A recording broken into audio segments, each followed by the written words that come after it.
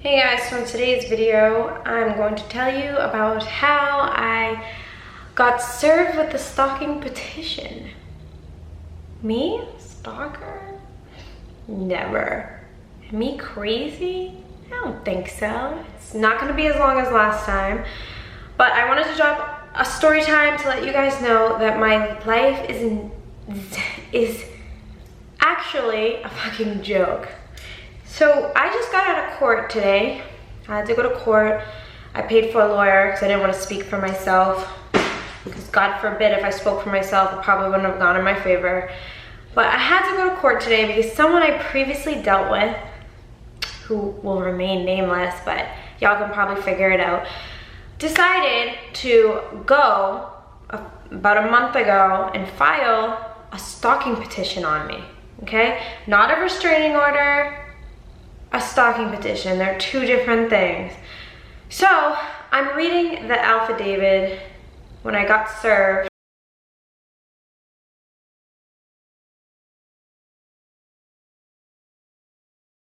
Because basically when you file something and you're stalking someone, you need to give the judge 3 things, 3 dates, 3 significant moments in which this person was really stalking you and making you feel fearful of your life. So he gave 3 dates, 1 in May, 1 in June, 1 in July. I'm like, first of all, you fucked up there because that's not consistent. 2, how are you going to drop a date in May when we stopped fucking with each other in June? Makes literally no sense, like at all, literally at all. So then what got me on the stalking petition is that he put, she has a troubled background because she's a bad girl from Bad Girls Club. Like, are you fucking serious? You're not the same person you were a year ago, never mind 7 years ago. And me and this person have had multiple conversations about how I'm so different from how I was before. My attitude used to be so much worse. And I was just like in utter shock that he used that like a hater on his affidavit. I was like, really? Like, you're really using reality TV as a reason I'm a stalker? Okay. Told in the affidavit that I had promised to leave him alone and I haven't done so, and I tried to go to his friend's show and he didn't want me to show up. Those were the 3 things, okay? Oh, and this person had taken me to another court hearing to go for custody, and while we were in this court hearing, we had a break, like a 30-minute break, and we had to leave our phones in the car. So I left my phone in the car, and he has his fingerprint in my phone and went in and deleted all his text messages, okay? So I don't even know at this point if he even came to this custody hearing because he gave a shit about me and my son, or if he just came to this hearing just to delete shit out of my phone so there was no evidence we ever really fucked with each other ever. I don't really know at this point, nor do I fucking care. That happened, so after court, I had decided I'm going to cook for this person. I'm going to make them a tres leche cake because that's their favorite. And I had called him and said, hey, I'm gonna bring something to your job. As a thank you, you don't have to come outside, I'll just leave it at your car. And guess who was waiting outside when I got there? Him. Guess who hung out with Marcellus for 15 minutes when I brought it? Him. Guess who hugged me and kissed me on the forehead when I was leaving? Him. But yet on the stalking petition, he put that I showed up to his job unannounced, trying to get in, and the only reason why he let me in is because I was gonna make a scene. No, boo-boo. Number 1, I've gone to your job so much that they didn't even ask for my license. They stopped asking for my license months ago because my face is so familiar. Number 2, you were waiting right outside. So if you were so scared and fearful of your life, why were you waiting outside? And if I'm a stalker, bitch, and you're scared of me and I could be harming you, why would you ever accept food from me? How? Why would you do that? And why would you kiss me on the forehead and hug me? If I'm stalking you, bitch, if I'm a threat, bitch, I don't understand. So then his third one was, he had blocked me on the phone and told me he crashed his car because he was texting me while driving. Come to find out, never crashed his car. Lie detector determined that was also a lie, like your whole entire life. So anyways, he blocked me. I didn't talk to him. The only reason, okay, I hit him up was he gave me his Netflix password a long time ago, and he knows I'm always in the house with Marcellus, and we Netflix and chill all the time. So I went to go watch Moana with Marcellus, and I realized that his petty ass kicked me the fuck off. So I'm like, this motherfucker really just kicked me the fuck off Netflix. That's how petty he is. What is he, a fucking female? So my ass, like those memes, decided I ain't done talking shit to you yet, so I'm gonna fucking send you a little email. So I sent him an email, and I was like, I know you didn't crash your car, and P.S. I'm going to your boy's show tonight. P.P.P.S. You're a fucking evil human being. P.P.S. You suck. P.P.P.P.S. Don't write back because I'm blocking you. Then the next day I was served with paper. So I'm trying, and then all his boys blocked me on social media, which is like kind of whack because I never did shit to them. And his boy that performs all the time, I've been repping his music, his music's in my YouTubes, his music's on my Instagram, and he blocked me. And I was like, you guys don't have a mind of your own. If he tells you to eat his ass, you're gonna do it too, or what's up? That makes zero sense to me. I don't really care. I think he's good at what he does. I told him this. I was like, he knew me having a falling out, and I said, even if him and I have a major falling out, I'm always gonna rep because I think he's talented, I think he's good, I think he can make it. So he had all his boys block me, and I got served the day of the show. Number one, I wrote in the email I was going to the show, you know me better than anybody, I wasn't actually gonna go to the show. I was saying that to fucking piss you off. I was being petty LaBelle, okay? Just like you were petty LaBelle for kicking me off of Netflix. So then I got served with that. So those were his 3 reasonings that I was stalking him, okay? And I'm like, really? So since I've been served with this paper, haven't looked for him, I don't check up on his shit because I don't give a flying fuck. And I haven't contacted him, and I just don't care. So I've been dying for this day to come just so I can get it over with and move forward. I was a little worried because I'm like, if this shit goes on my record and I try to get a job in pediatrics and they look up that I was a stalker, that's gonna be some fucking bullshit.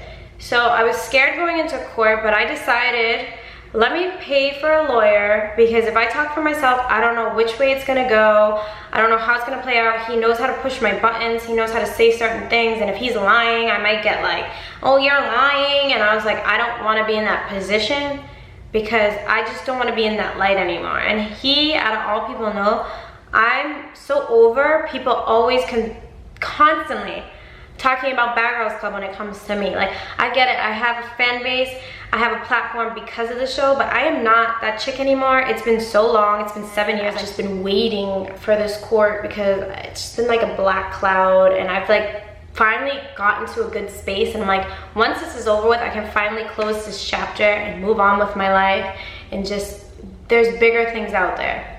And I'm not gonna stay focused on this shit. This shit already took up too much of my life.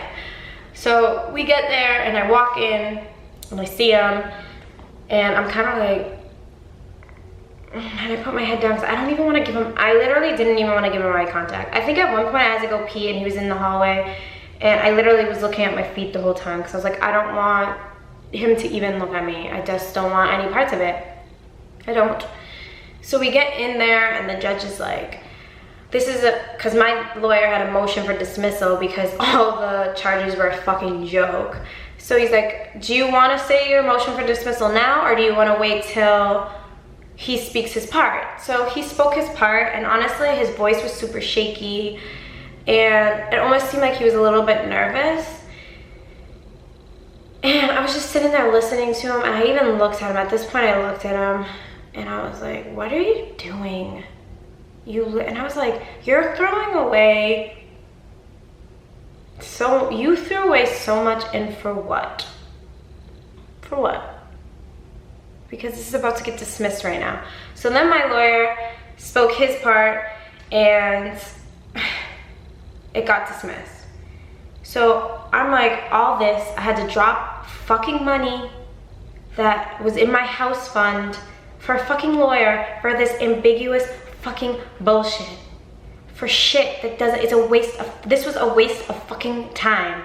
Waste of time. Did you honestly think I would try looking for you?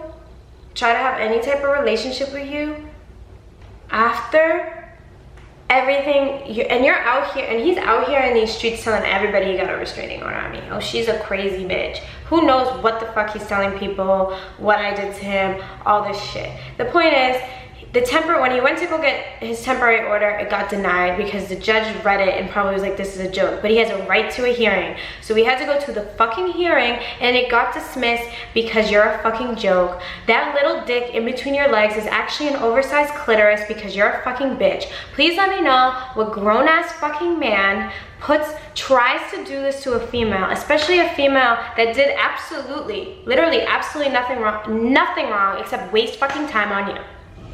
So please tell me. I'm so curious to know what actual grown-ass man does this kind of shit.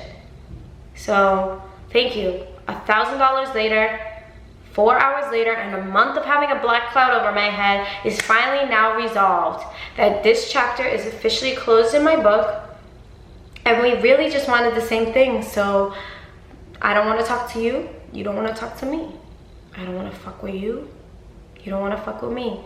And honestly, I thought going into court and seeing this person, I was gonna have feelings because I haven't seen him in so long, and I was so nervous on the drive. And every time I get nervous, I feel like I have to poop. So the whole car ride, I was like, oh my God, I need to take a shit. And I was like, I'm like so nervous about seeing him. I don't know how I feel about it. And then I felt nothing. Literally walked in, I saw him standing there, and I felt nothing. And it's like, I can't take it back. You can't unfuck somebody, so that's a body count. That was a fucking waste of time. I think the only thing I would honestly miss about it is the sex. And for what? Homeboy always tapped out like after 10 minutes, so like, I think I'm okay with not having 10-minute sex in my fucking life. So sometimes 30 if I got lucky. So I think I'm all set. Like, it is what it is, but I felt nothing. Nothing. I don't even feel anything right now. I don't feel sad. I don't feel relieved. I just feel like, what a fucking waste. Waste of time. You threw away everything with me for absolutely no reason. And guess what? I'm not gonna lose sleep over it because that's not my problem. So I guess I really wanna end this video by telling you guys what I learned from this whole process. Number one, I'm way too trusting of a human being, and it's gonna get me in trouble. But I also, my motto right now is don't trust anyone, but I also don't wanna be that person that spends their whole life like always doubting people, because what if I do that and I miss something great, or a great friendship, or a great lover? I don't want that. Like, I want to be a person that knows when to hold on and when to let go. That's what I need to learn how to do. Like, I need to learn when it's time to let fucking go. And also, I learned stuff about myself in the process. Like, I love to fall in love with people that are broken. He's so broken. And I think somehow, somewhere in my mind, I think, oh my God, I'm going to fix him. I'm going to fix these people. And I can't, because you can't fix, you really could never fix what's already broken. Even if you try to glue all the pieces together, chances are it's never going to be perfect. It's going to be fucked up, and it's not going to be like the original piece. And you cannot help someone that doesn't want to be helped. I guess at the end of the day, and after today, I'm like walking out and looking at this person I loved the fuck out of him, guys. Wow. But looking at someone I love so much and feeling nothing, it's a crazy feeling. But I'm like, do I actually not feel anything, or am I shutting myself off to my own feelings at this point? Because I don't even know anymore. And I guess at the conclusion of all this, I guess everyone you lose isn't a loss. And to this person, I really hope you find the happiness you're pretending to have.